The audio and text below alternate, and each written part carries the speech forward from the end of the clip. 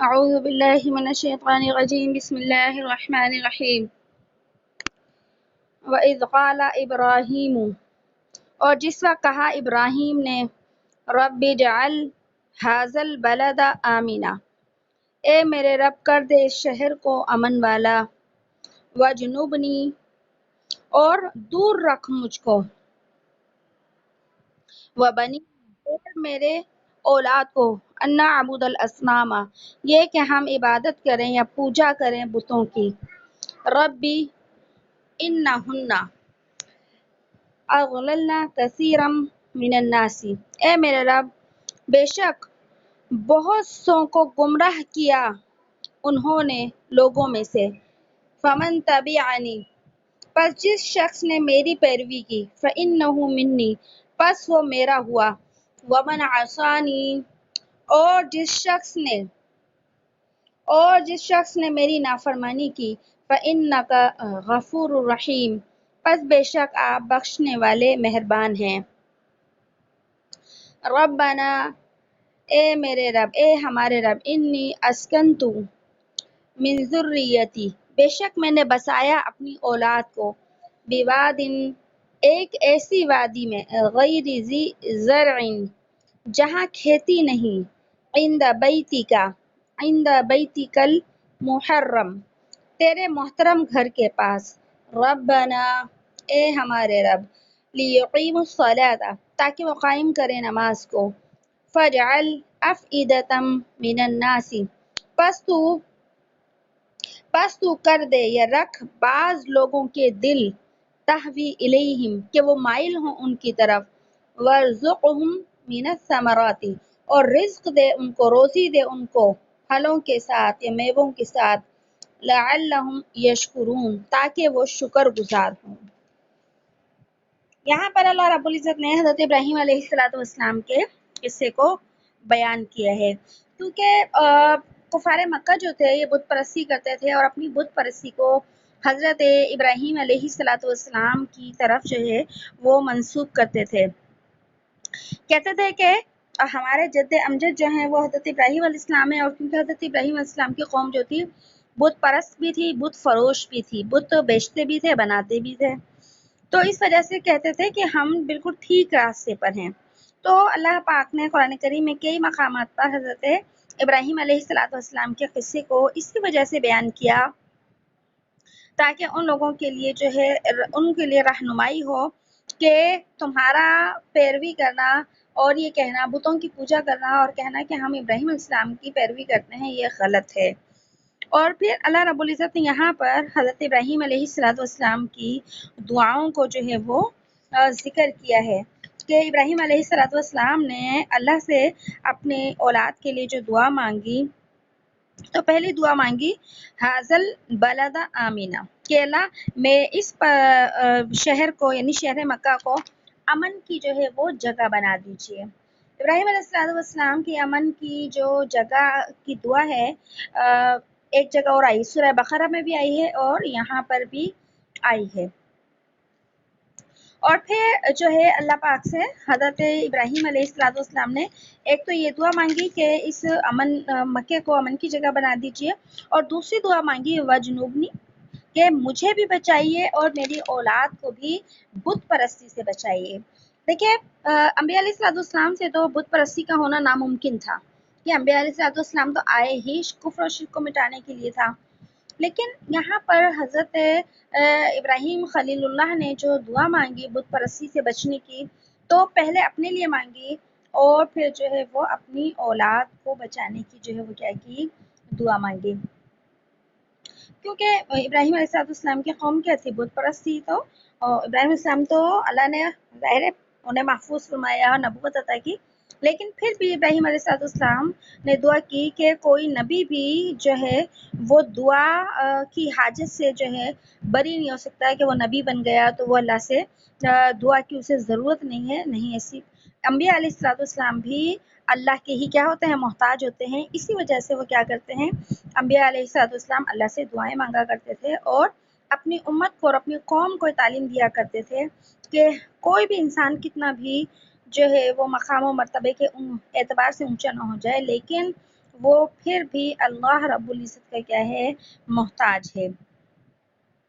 اور پھر جو ہے ابراہیم علیہ السلام نے اپنی اولاد کے لیے بھی دعا مانگی۔ ابراہیم علیہ السلام کی اولاد میں تو حضرت اسحاق علیہ السلام وہ بھی پیغمبر تھے، اور حضرت اسماعیل علیہ السلام جو تھے وہ بھی پیغمبر تھے۔ لیکن مطلب یہ کہ میری اولاد، یعنی کہ میری اولاد کی جو نسلیں چلیں، اے اللہ ان کو بھی کفر اور شرک سے کیا کریے، محفوظ فرمائیے۔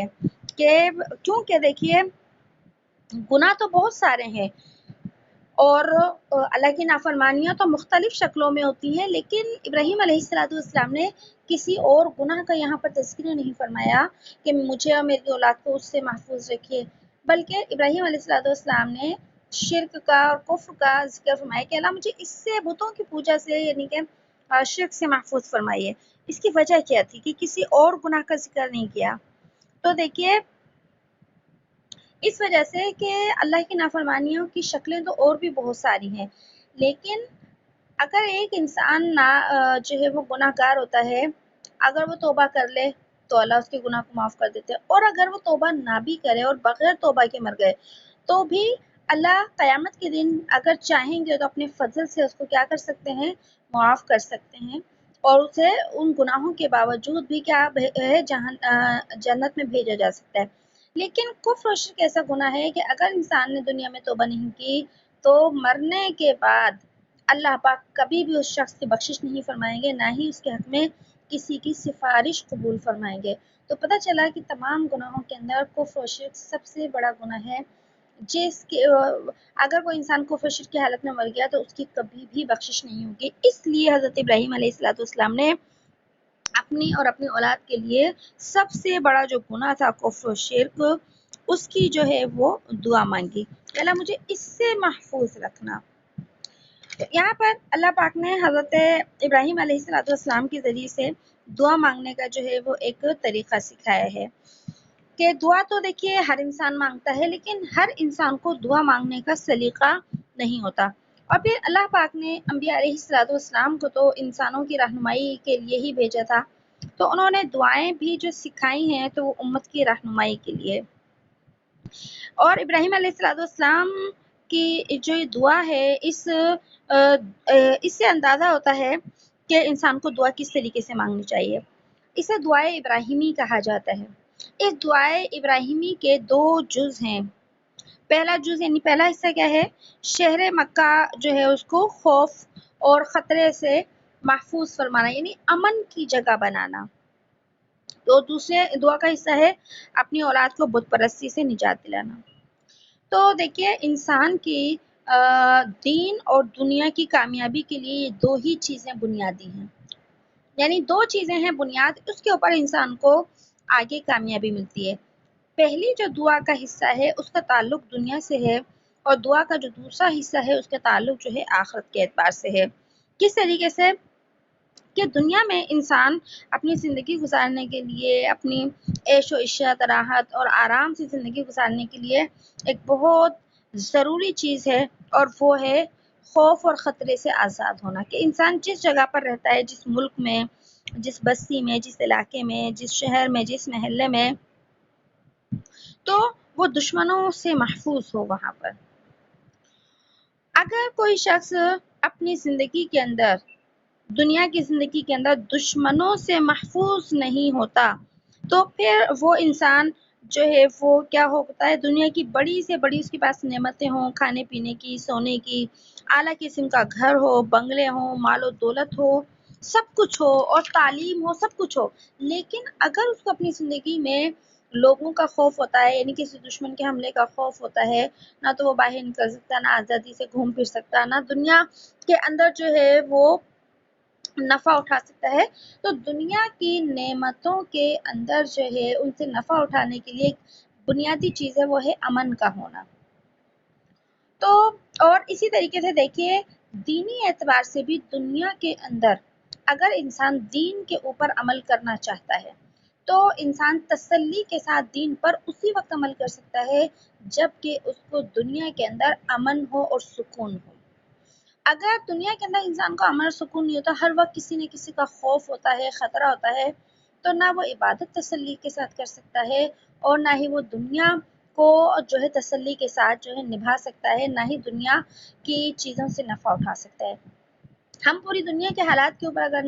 ہم نظر ڈالتے ہیں اپنی زندگی کے اوپر، اور اپنی زندگی کے علاوہ ہم ایسے ملکوں اور ایسے لوگوں پر نظر ڈالتے ہیں جہاں پر امن و امان کی کیفیت بہت خراب ہے، جس سے کہ آج کل کے حالات میں آپ دیکھ لیجیے انڈیا کی صورتحال، جہاں مسلمان جو ہے کس طریقے سے خوف کے اندر زندگی گزار رہے ہیں۔ تو جب انسان دیکھیے خوف کے عالم میں ہوتا ہے، نہ اس کا دل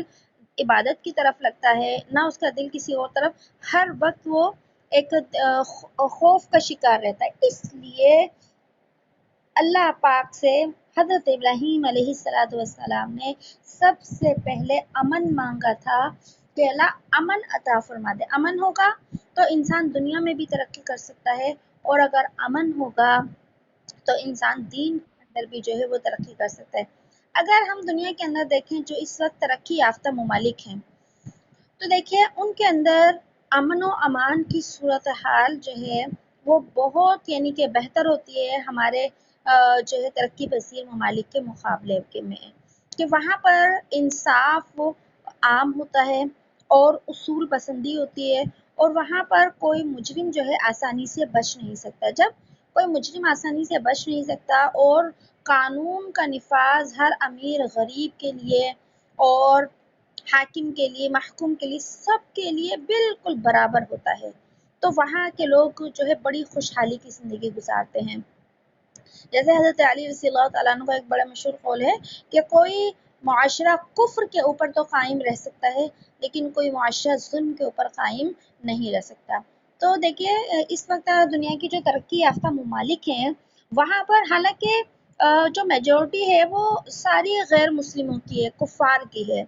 لیکن اس کے باوجود بھی ان کے ملکوں کے اندر ترقی بہت زیادہ ہے۔ اس کی ایک بنیادی وجہ ہے، وہ ہے امن کا ہونا، اور وہاں پر یہ امن صرف کفار کو ہی حاصل نہیں ہے، وہاں پر یہ امن مسلمانوں کو بھی حاصل ہے۔ اسی وجہ سے مسلمان جو ہے ایسے ملکوں کا رخ کرتے ہیں، وہاں رہتے ہیں، کیونکہ وہاں پر وہ اپنے دین کے اوپر بھی آزادی سے عمل کر سکتے ہیں، اپنی دنیا کو بھی آزادی کے ساتھ کیا کر سکتے ہیں، حاصل کر سکتے ہیں۔ تو اس وجہ سے حضرت ابراہیم علیہ السلام جیسے جلیل القدر پیغمبر نے دنیا کی اور کوئی نعمت نہیں مانگی، بلکہ اللہ سے جو ہے امن کی دعا مانگی۔ اور اس کے بعد جو ہے تو پتہ چلا کہ ابراہیم علیہ السلام کی جو دعا تھی امن کی، اس میں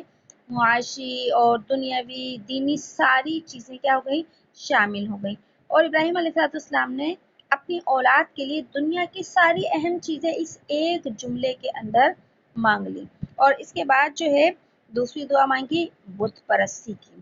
بت پرستی سے بچنے کی، کیونکہ یہ گناہ ہے جس کے بغیر انسان کی مغفرت ہو ہی نہیں سکتی۔ کسی اور گناہ کی تو بخشش ہو سکتی ہے بغیر توبہ کے بھی، لیکن کفر و شرک کی بخشش نہیں ہو سکتی بغیر توبہ کے۔ اس دعا سے یہ معلوم ہوا حضرت ابراہیم علیہ السلام کے اس طرز عمل سے کہ اولاد، ماں باپ کے لیے اولاد سے ہمدردی کرنا، اولاد کے لیے دعائیں کرنا، اولاد کی دنیا بھی اچھی بنانے کے لیے انتظام کرنا، یہ باپ کے فرائض میں سے ایک فرض ہے کہ وہ اپنی اولاد کی دنیا کی زندگی کو بھی بہتر کرنے کی کوشش کرے، اور ہاں اس بہتر کے اندر جو ہے اسے چاہیے کہ وہ جو ہے حرام اور حلال کا کیا رکھے، خیال رکھے۔ تو یہ بڑی ایک حکیمانہ دعا تھی حضرت ابراہیم علیہ السلام کی۔ اور اس کے بعد آگے فرما دیا جس نے میری اتباع کی پس وہ کیا ہے، مجھ میں سے، یعنی کہ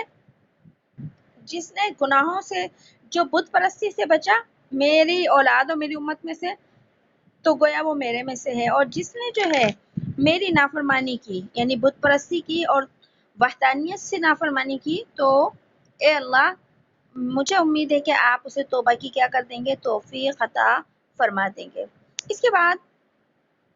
حضرت ابراہیم علیہ السلام نے آگے کیا دعا کی؟ ابراہیم علیہ السلام نے فرمایا کہ اے میرے رب انی اسکنتو، کہ میں نے بسایا اپنی اولاد کو ایک چٹیل میدان کے اندر۔ اب یہاں سے ابراہیم علیہ السلام کے اس واقعے کو بیان کیا گیا ہے کہ جب حضرت ابراہیم علیہ السلام جو ہے اپنی اہلیہ حضرت حاجرہ اور بیٹے حضرت اسماعیل علیہ السلام کو لے کر جو ہے مکہ تشریف لے گئے تھے کہ اللہ پاک نے جو ہے وہ حضرت ابراہیم علیہ السلام کو ملک شام سے مکہ کی طرف ہجرت کرنے کا جو ہے وہ حکم دیا تھا۔ اور جب حضرت آدم علیہ السلام دیکھیے دنیا میں تشریف لائے تھے تو بیت اللہ کی بنیادیں تو تھیں، لیکن سب سے پہلے بیت اللہ کی تعمیر حضرت آدم علیہ السلام نے فرشتوں کی نشاندہی کے اوپر کی۔ اور اس کے بعد جب حضرت نوح علیہ السلام کی قوم کے اوپر طوفان آیا تو اس طوفان نوح کے اندر جو ہے بیت اللہ جو ہے وہ منہدم ہو گیا تھا، اور بیت اللہ کی بنیادیں بھی کیا ہو گئی تھی، زمین کے اوپر سے ختم ہو گئی تھیں۔ لیکن جب دوبارہ سے دنیا بسی نوح علیہ السلام کے یعنی طوفان نوح کے بعد، تو پھر اللہ پاک نے بیت اللہ کی تعمیر کے لیے اپنے خلیل ابراہیم علیہ السلام کا انتخاب فرمایا۔ اور اس کی ترتیب اللہ نے کیا رکھی کہ بیت اللہ کی تعمیر سے پہلے حضرت ابراہیم علیہ السلام کو حکم دیا کہ ملک شام سے ہجرت کریں اور حضرت حاجرہ اور اپنے صاحبزادے حضرت اسماعیل علیہ السلام کے ساتھ جو ہے وہ مکہ تشریف لے جائیں۔ اور جب مکہ تشریف لے گئے تو بخاری شریف کی روایت میں بھی ہے اور طویل روایت کے اندر آتا ہے کہ اس وقت حضرت اسماعیل علیہ السلام کیا تھے، ایک دودھ پیتے بچے تھے۔ تو اللہ پاک کے حکم پر آپ نے حضرت حاجرہ حضرت اسماعیل علیہ السلام کو ساتھ لیا، اور جو اس وقت موجودہ بیت اللہ کی عمارت ہے، تو دیکھیے بیت اللہ کی عمارت کے قریب ہی تو زمزم کا کنواں ہے۔ اس وقت تو ظاہر ہے سعودی حکومت نے بیت اللہ کے ارد گرد جو زمزم کا کنواں ہے اس کی ترتیب ہی کچھ اور کر دی ہے کہ اسے انڈر گراؤنڈ کر دیا ہے، لیکن حقیقت میں یہ جو زمزم کا کنواں ہے یہ بیت اللہ کے کیا ہے، بالکل قریب ہے۔ تو یہ جو وقت تھا آج سے 4500 سال پہلے کا واقعہ ہے، جس کو قرآن نے 1450 سال پہلے جو ہے بیان کیا کہ اس وقت جو ہے یہ جہاں بیت اللہ ہے تو اس وقت بیت اللہ نہیں تھا، بلکہ چاروں طرف سے یہ وادی جو تھی مکہ کی پہاڑوں کے درمیان جو ہے گھری ہوئی تھی، اور دور دور تک نہ پانی تھا نہ کوئی آبادی تھی۔ اللہ پاک کے حکم سے حضرت ابراہیم علیہ السلام نے اپنی بیوی بچے کو لیا اور ایک برتن کے اندر جو ہے کھانا لیا اور ایک مشکیزہ پانی کا رکھ دیا، اور وہاں پر اپنی بیوی اور بچے کو چھوڑا، اور پھر اللہ پاک کی طرف سے حکم آیا کہ ابراہیم ملک شام کی طرف واپس ہو جائیے۔ جب حضرت ابراہیم علیہ السلام کو حکم ملا تو وہیں سے اللہ کا حکم پورا کیا اور بیوی سے منہ موڑ لیا۔ آج ہم تصور کریں کہ ایک اکیلی عورت اور دودھ پیتا بچہ، اور جہاں نہ کوئی آبادی، نہ ہی کوئی کھانے کی، نہ پینے کی، نہ سائے کی کوئی چیز، نہ دور دور تک کوئی آدمزاد، اور ایک جو ہے شوہر کا سہارا، اس کو بھی اللہ کی طرف سے حکم ملا کہ ابراہیم بیوی کو اور بچے کو چھوڑ جائیے۔ تو جب اللہ کا حکم ہوا تو وہیں سے ابراہیم علیہ السلام نے بیوی اور بچے سے جو ہے وہ منہ موڑ لیا، اور جب اس چٹیل میدان کے اندر بیوی اور بچے کو چھوڑا تو پھر جو ہے ایک باپ ہونے کے ناطے، ایک شوہر ہونے کے ناطے ابراہیم علیہ السلام کی طبیعت پہ اس کا اثر تھا، لیکن اللہ کی حکم کی تعمیل میں ابراہیم علیہ السلام نے اتنی بھی دیر نہیں کی کہ وہ حضرت حاجرہ کو کچھ بتا دیں یا ان کو تسلی کے الفاظ کہہ دیں۔ جیسے ہی حضرت ابراہیم علیہ السلام نے رخ موڑا تو حضرت حاجرہ نے ان کو جاتے ہوئے دیکھا۔ آج کا جو مکہ ہے یہ تو اس وقت دنیا کا ترقی یافتہ شہر بن چکا ہے، لیکن آج سے 4500 سال پہلے کا مکہ تھا۔ جب دیکھا کہ ابراہیم خلیل اللہ مجھے چھوڑ کر جاتے ہیں تو حضرت اماں ہاجرہ نے بار بار ان کو پیچھے سے آوازیں دیں کہ اس چٹیل میدان کے اندر آپ ہمیں کہاں چھوڑ کر جا رہے ہیں۔ کہنے لگی ابراہیم نہ یہاں کوئی انسان ہے نہ زندگی کا سامان ہے، ہمیں کس کے سہارے چھوڑ کر جاتے ہیں۔ تو ابراہیم علیہ السلام نے مڑ کر بھی نہیں دیکھا بیوی کی طرف۔ جب ابراہیم علیہ السلام نے مڑ کر نہیں دیکھا اور حضرت ہاجرہ پیچھے سے آوازیں دیتی رہی، پھر حضرت ہاجرہ ایک پیغمبر کی بیوی تھی اور وقت کے پیغمبروں کی ماں تھی، تو ان کے دل کے اندر خیال آیا کہ یہ جو اللہ کا خلیل ہے یہ اپنی بیوی کے ساتھ بے وفائی نہیں کر سکتا، یہ مجھے ایسے نہیں چھوڑ کے جا سکتے، مجھے لگتا ہے کہ یہ اللہ کا حکم ہے۔ اب دل میں آیا تو اما ہاجرہ نے آواز سے کر پوچھا کہ کیا اللہ نے یہ حکم دیا ہے؟ کیا اللہ نے آپ کو یہاں سے چلے جانے کا حکم دیا ہے؟ کیا اللہ نے ہمیں اکیلا چھوڑ دینے کا حکم دیا ہے؟ پھر حضرت ابراہیم علیہ السلام نے مڑ کر بیوی کی طرف دیکھا اور کہا ہاں کہ اللہ نے ہی یہ حکم دیا ہے۔ یہ سن کر اما ہاجرہ نے جب سنا ایک پیغمبر کی بیوی تھی، کہنے لگی اذن لا یضیعنا، کہ اے ابراہیم اب مجھے کوئی پرواہ نہیں ہے، اب مجھے میرا رب ضائع نہیں کرے گا۔ جس مالک نے آپ کو یہاں سے چلے جانے کا حکم دیا ہے اے ابراہیم، اب مجھے اس مالک کے اوپر بھروسہ ہے کہ وہ مجھے ضائع نہیں کرے گا۔ ابراہیم علیہ السلام اللہ کے حکم پر بیوی کو چھوڑ کر چلے گئے، آگے بڑھتے رہے اور ایک پہاڑی کے اوپر حضرت ابراہیم علیہ السلام پہنچ گئے۔ جب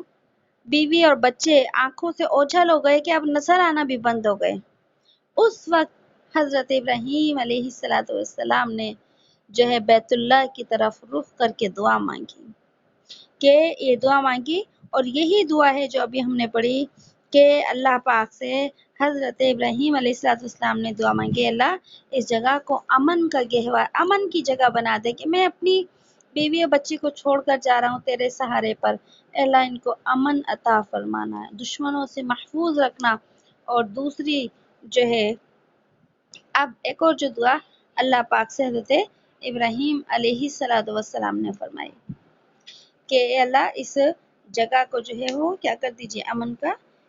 گہوارہ بنا دیجئے جس جگہ پر میں چھوڑ کر جا رہا ہوں۔ تو یہاں پر حضرت ابراہیم علیہ السلام نے جو دعا مانگی، تو ایک تو اللہ نے جو انہیں خلیل کا لقب عطا کیا تھا اس لقب کا حق ادا کر دیا کہ ابراہیم تم آپ میرے خلیل ہیں، میرے دوست ہیں،